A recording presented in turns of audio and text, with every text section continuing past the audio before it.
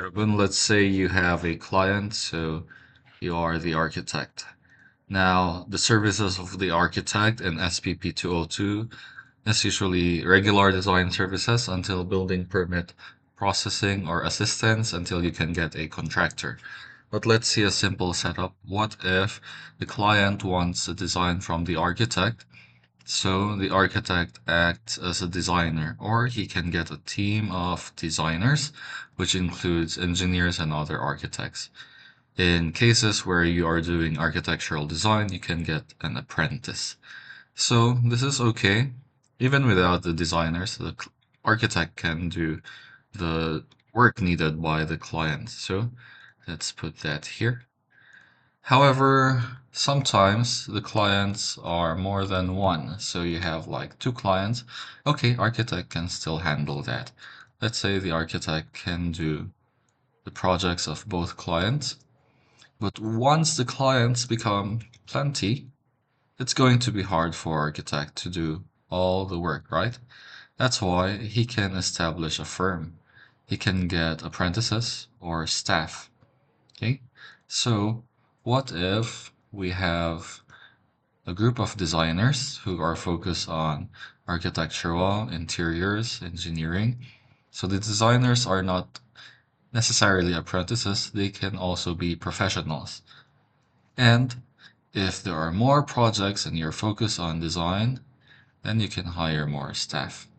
Especially if you're going to the building permit part, you need also that liaison officers or people who can bring the documents and process them in assistance with the clients or for the clients. But other people, they don't like the designers to be the ones doing the permits, so they make an administrative department. And this admin might be composed of an HR for manpower, a driver maybe for bringing designers to the sites or permits, or even construction workers. And if you are in construction administration, purchaser, let's say you are looking for tiles, you want to canvas, but you look at this. The more staff you have, the more salaries you'll have to pay. So the architect tries to expand his firm and then makes it a design team with administrative help. But oftentimes, if you are in the design build or construction, let's say you become a contractor or a developer, then you can get a construction manager to be in charge of the site works. So in the case where this is not under the architect, the construction manager can be per site, maybe for client one, or the construction manager can handle all four clients regarding site works. So he can place apprentices or staff or engineers, we call them site in charge, so that the designers visit the site and then the site in charge implements the design, coordinates with the manpower, materials, and the construction manager manages the overall. However, sometimes there might be subcontracted construction managers, or let's say you have 10 clients or 10 sites. Then the contractor can also serve as a project manager if you have, let's say, multiple of these. Okay? But in small firms, the architect can also serve as the project manager. So this can go until here. But let's just see non-organized bullets for now. And the site in charge always coordinates with the foreman regarding the workers. And then HR can also be linked towards the hiring. So if example, if the project manager is the architect and you're the owner of the firm and you offer design build, then your HR can also be the ones to hire construction managers, site in charge, foreman. Okay? But then again, you need cash flow in order to manage all of these. So what if your design team is not in charge of site works? That means they have to design in detail very carefully and very seriously because whatever is in the design will be passed on to the project manager and they will just implement it. Okay, so let's remove this project manager for now, and let's just say the architect or the CEO or the owner has a firm that does design and construction administration. That means you're representing the owner in doing payroll, in doing administrative support, in doing permits. Then how many staff do you have? So many. But look at this. Sometimes the architect, like in our small firm, will not hire so many people because the more people you have, the more managerial the roles become. What do I mean? These are very technical positions. Okay. Also, these ones are technical positions. And in order to ensure that the design gets implemented properly, you need a managerial position.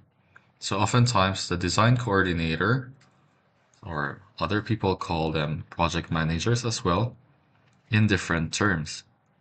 For me, project managers are usually the highest position when it comes to a certain project because they manage not only the design but also the construction.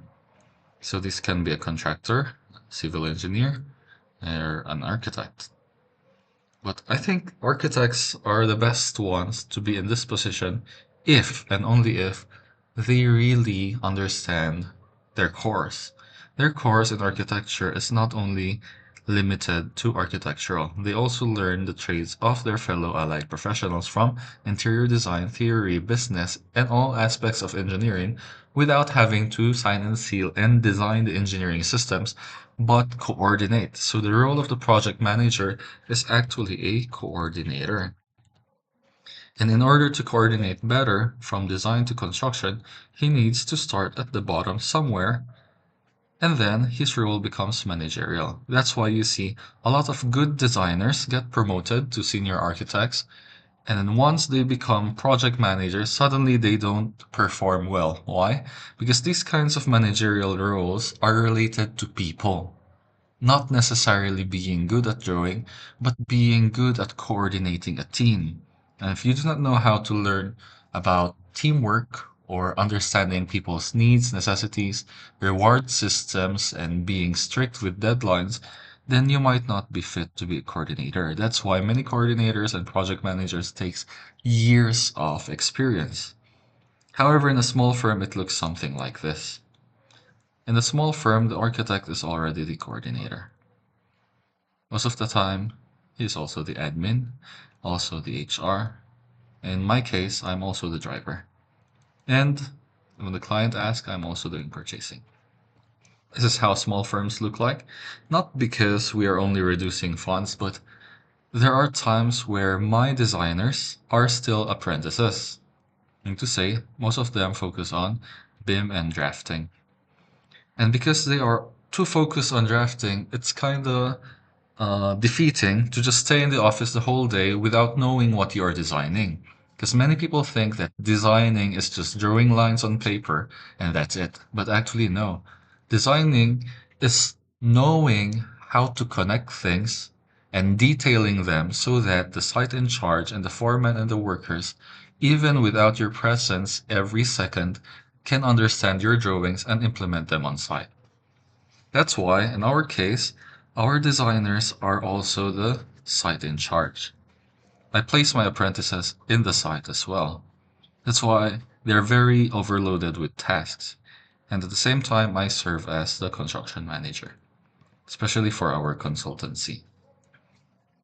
And then sometimes we just hire draftsmen or sometimes we outsource in case they cannot handle many.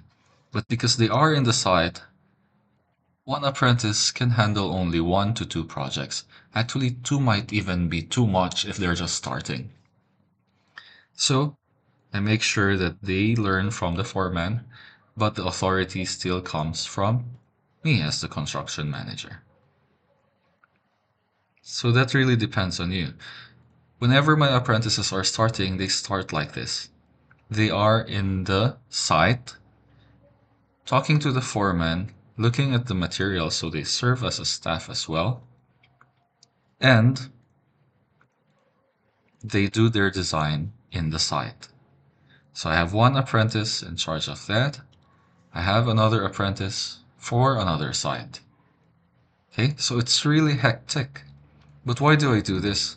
I do this so that I can micromanage them. Why? I need to micromanage them when they are first starting because everything is critical. But once they get the gist of this, let's say 1, 2 months or one project, short project, then I can start departmentalizing them. Meaning to say, since they finished their diversified training for that specific site, they can now get upgraded with minimal supervision.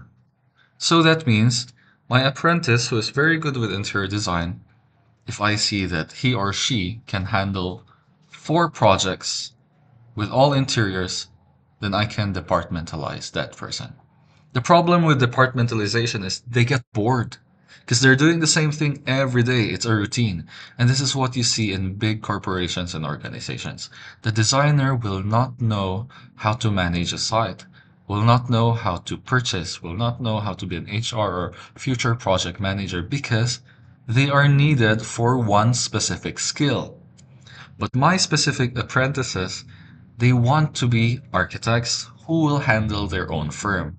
They are not seeking to be high-level employees. And that's why we had a different setup. Because I believe that the more quantity you have, 4 projects at a time is already big. The more quantity you get, the more managerial positions you need to place there for QA/QC, or quality assurance and control. And that means that my apprentice, who is a designer down here, will have to go to admin, HR, staff before she or he gets to my mentorship. And that's why things might go wrong along the way. There might be some chismes, there might be some wrong information, they might not implement the correct quality. And with a bigger organization, your admin needs to make a list of checklists. They need to make a flow chart, an organizational chart, templates to use when they're in the site, templates to use in the title block, so that they will not keep experimenting whatever they want and they will use the company's format. But then the tendency is they become employees who are easily replaceable. And I didn't want that. As much as possible, even if we can expand to a very big company, even if we can have 10 to 13 clients and projects at the same time, I prefer to choose quality projects where all of these can be in proximity with me because they can ensure that my quality is direct. So the one doing the design can consult directly with me because I made the format. And I can also give leeways that the admin might stick to the rule. So the admin might say, no, this is the rule. You should not do that. But actually for me, it's not a big matter. You can do it. So there's a lot of give and take that happens. And at the same time, the site in charge, if I am the construction manager, the site in charge can consult directly to me. And also the foreman. So at the same time, I'm the construction manager. Everybody ensures the same quality. So I remove that and I just put architect with one admin apprentice, one design and site apprentice. So our setup starts to become like this. The designer is actually in the site. Why? Because when they are in the site and they check the materials, manpower, DTR, and payroll, there might not be things that they are doing while standing in the site. So they can take that time to design for other projects or the same project. Okay? So this becomes one specific apprentice, as long as he or she can handle the project. So I only assign per project. The nice thing with assigning per project is they might get to experience everything from start to finish. So the designer is also the site in charge. And I serve as the driver. Sometimes they help with purchasing, not their own money, but in assistance as a construction administrator. Meaning to say, there are two types of construction building. Okay, we have per admin and we have by the contractor. Now, contractor should be PCAB licensed because they are contracting as a business. That's why we are not allowed in our professional capacity to offer construction as a business because we are not PCAB licensed. We are regulated by the PRC. So even the civil engineer can offer design build provided that they are operating in their professional capacity. That's why we have what we call AICC, or Architect in Charge of Construction, which handles most of administrative works, meaning to say the owner is represented by you. The owner might have his own manpower, materials, and stuff. But we do not offer a quotation like contractors do. We don't say, yeah, this is the final cost and whatever is left is mine. We don't do that. That's why we always do estimates. And that's why we do not quote per square meter. We quote per design. While contractors, the easiest way for them to quote is per unit, per square meter, per floor area. Why? Because they want a total construction project cost, or TCP. And then they have terms. Sometimes they would start the project with their own money, 10%, and whichever is left, they have a retention that will not be given. We are not this ones unless you are an architect who has a PCAB license, then good. So that's where I started. I started under PCAB before I got my architecture license because PCAB is a business.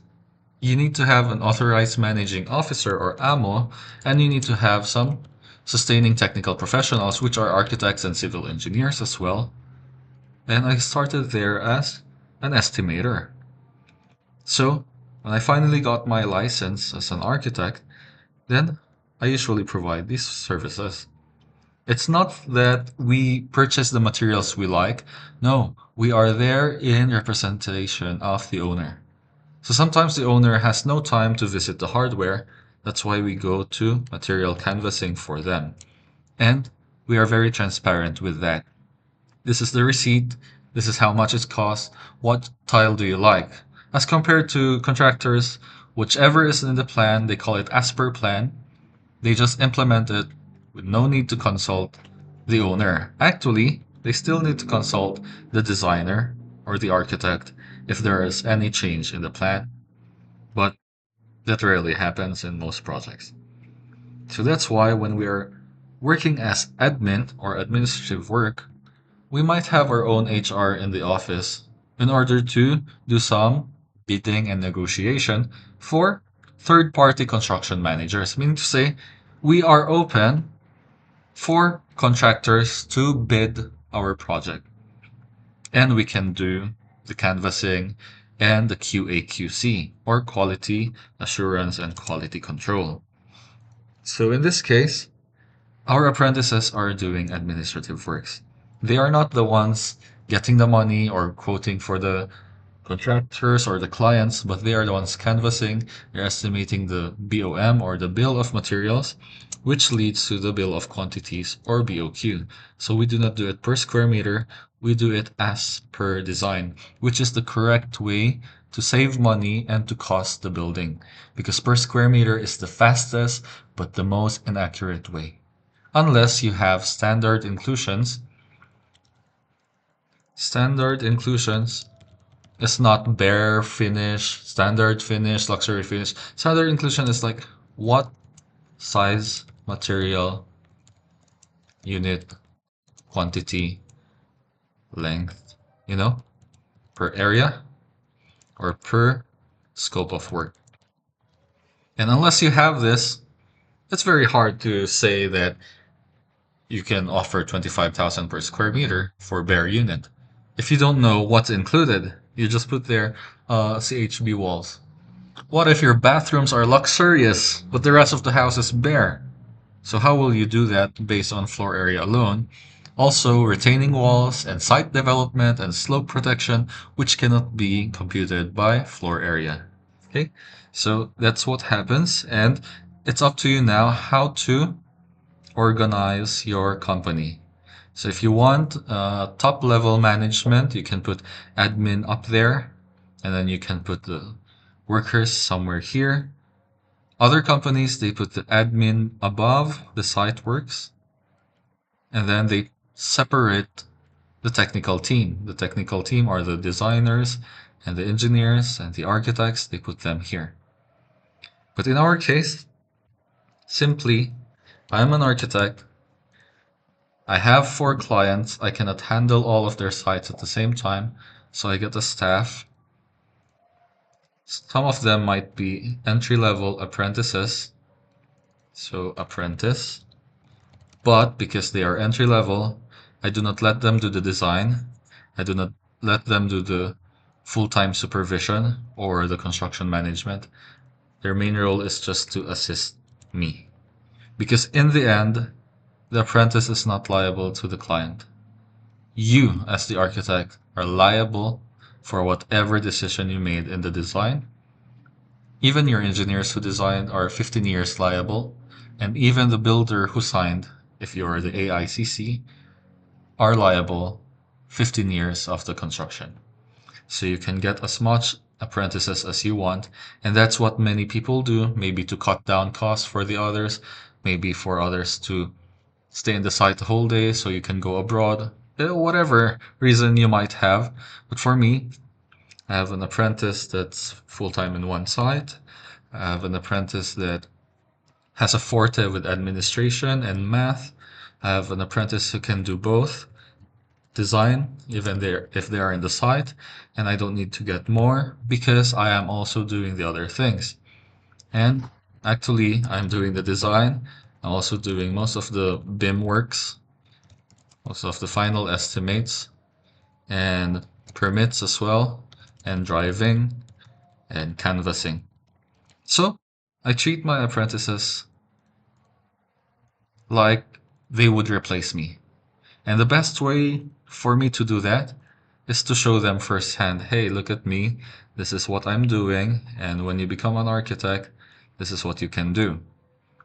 Why? Even if the apprentices are good in designing, they might not have the same quality that the clients see. That's why the client yesterday who wanted to meet me said, let's meet in the site and I need your expertise and consultation. My car broke down, so the apprentice said, Sir, I can be the one to meet you because architect's car broke down. I said, No, I don't need the services of an apprentice. I need the service of the architect. So if we change this word, it's like you are the doctor, okay? If you need to have a surgery, do you want that the surgery will be done by the assistant or the intern or the resident doctor? No. You hired that doctor and went to that surgeon specifically because they are known for that. They have a reputation. Our reputation so far is we can do things under budget and deliver very fast. So quick return with accuracy. Because we're just using SketchUp and Google. That's it. And one of the best reputations that was mentioned so far is the constant communication and transparency when it comes to their money. That's why I declare every receipt, even those from the permits and municipal hall, we send them directly to the client and separate our fees. It's always up to you. If you don't want to do that, you can choose the contractor style and do a whole quotation as a package deal. It's also up to you because you need to have your cash flow. Cash flow is client coming, one project is under construction while you have another project under permits so that it will all revolve and you have cash flow to give salaries to your staff. So in the end, it's really up to you if you want to be a sole proprietor architect, if you want to have your own receipts or invoices, and if you want to get your DTR, BIR, BCAB, and expand your firm. Many architects, they are satisfied with one client at a time. And that's okay. There's no problem. It really depends on you because the nice thing about this, less stress, especially if you're an architect who does not want to manage a team. But then do not overload yourself getting how many clients? Hmm? As I told my apprentice, you cannot 𝗍𝗩𝗂𝗔𝗬𝗢𝗍 yourself, cannot clone yourself, but you can train people. That's why I don't see my apprentices as employees. Unless they applied for employment, then okay, you can get your insurances, you have your certificate of employment. But the apprentices who were referred to us, I see them as somebody or people who will replace me. Tagapagmana. Bye bye.